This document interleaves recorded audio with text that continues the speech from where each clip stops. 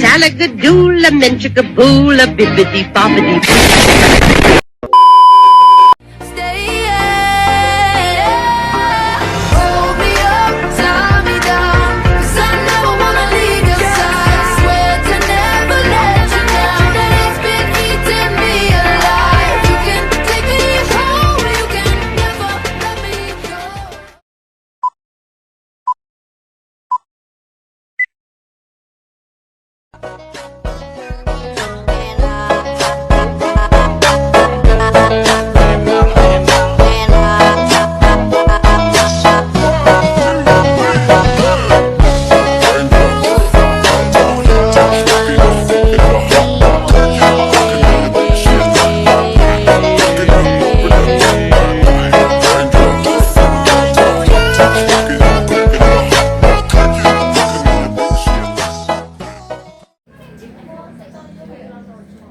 Assalamualaikum warahmatullahi wabarakatuh. Waalaikumsalam warahmatullahi wabarakatuh. Salam Peli, Inilah Ahmad Caritas.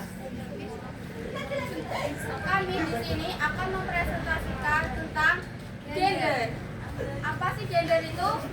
Gender adalah perbedaan antara laki-laki dan perempuan yang bisa dilihat dari nilai dan tingkah lakunya. Jenisnya laki-laki, maskulin, rasional, tegas,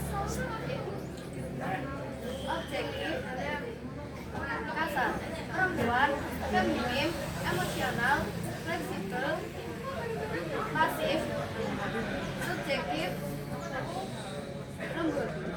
Perbedaan gender dan jenis kelamin. Perbedaan antara perempuan dan laki-laki disebut jenis kelamin. Sedangkan gender merupakan hasil konstruksi sosial budaya yang melekat di setiap jenis kelamin. Gender bisa berubah, bisa dipertukarkan bergantung masa, bergabung masing-masing budaya.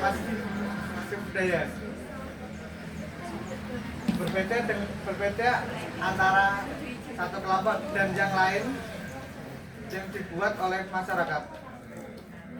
Kebutuhan praktis adalah kebutuhan yang berhubungan memenuhi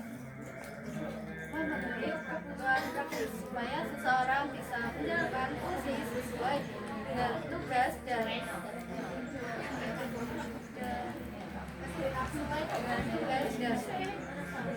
gender masing-masing.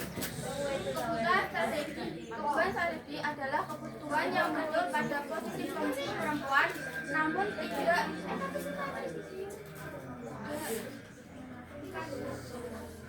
dibutuhkan untuk masyarakat sekitar.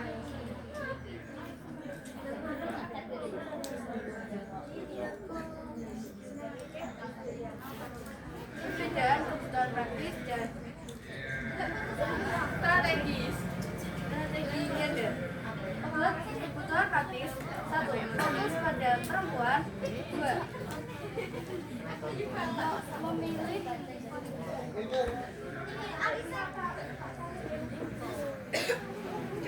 kebutuhan strategi. 1. Fokus pada perempuan. 2.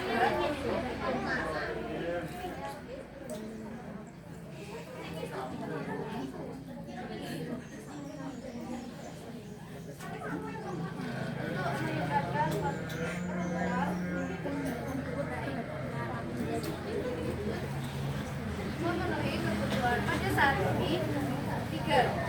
Tujuan untuk memenuhi dan memilih.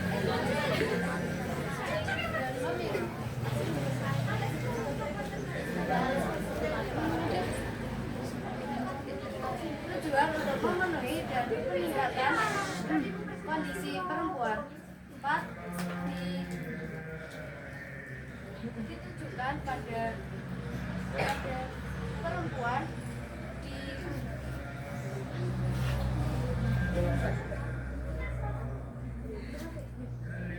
ditujukan pada perempuan dikelompokkan tertentu. Kebutuhan strategi pertama fokus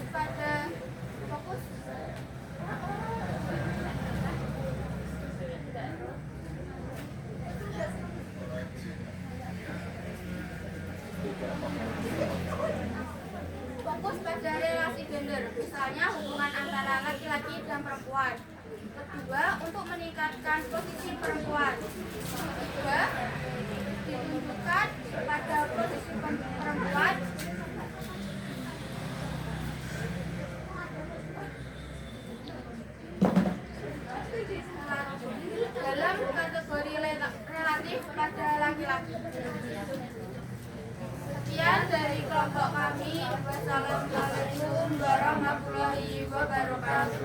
Waalaikumsalam warahmatullahi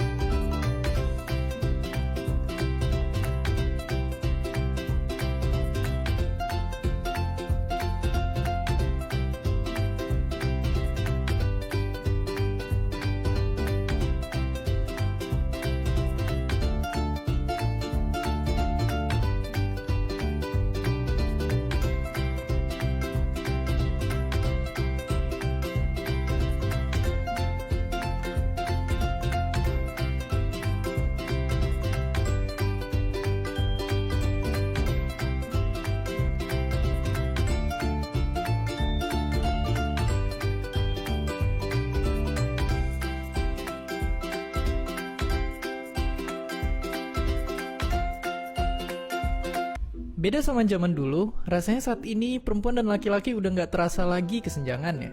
Semuanya rasanya baik-baik aja. Kayaknya semua punya kesempatan yang sama dan setara. Tapi faktanya kalau dilihat dari jumlah pemimpin negara dunia, menteri-menteri di Indonesia, posisi karir dalam pekerjaan, kesenjangan nyatanya masih ada. Itu bikin satu pertanyaan besar yang kita punya saat ini. Apakah kesetaraan itu jadi ilusi semata? Tapi daripada cowok yang bicara, mending perempuan aja yang bersuara.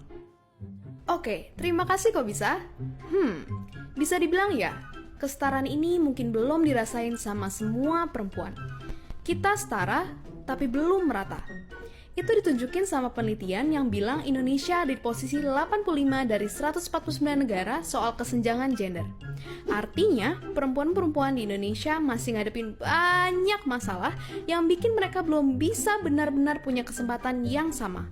Tapi, apakah sebenarnya yang menghambat perempuan untuk memimpin?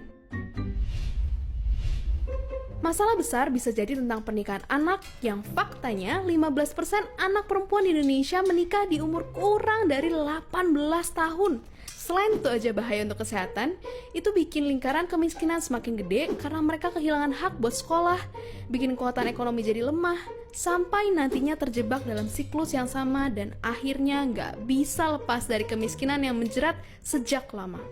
Itu tentu aja harus dihentikan. Padahal penelitian nunjukin adanya hubungan erat antara kesejahteraan perempuan dengan tingkat ekonomi suatu negara. Semakin sejahtera kaum hawa, semakin maju ekonomi negaranya. Semua masalah itu nunjukin jalan terjal buat perempuan untuk jadi seorang pemimpin. Pada akhirnya kita mesti sama-sama melawan. Ada banyak panutan yang berhasil nunjukin kalau perempuan bisa dan mampu memimpin dan jadi pahlawan. Kesempatan pendidikan yang terbuka kayak sekarang juga mesti dimanfaatin buat munculin pemimpin-pemimpin perempuan baru di masa depan. Satu video ini mungkin nggak bisa menjelaskan semua penyebab atau permasalahan yang ada.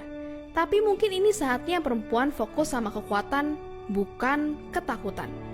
Karena apapun yang kita takutkan nggak punya kekuatan.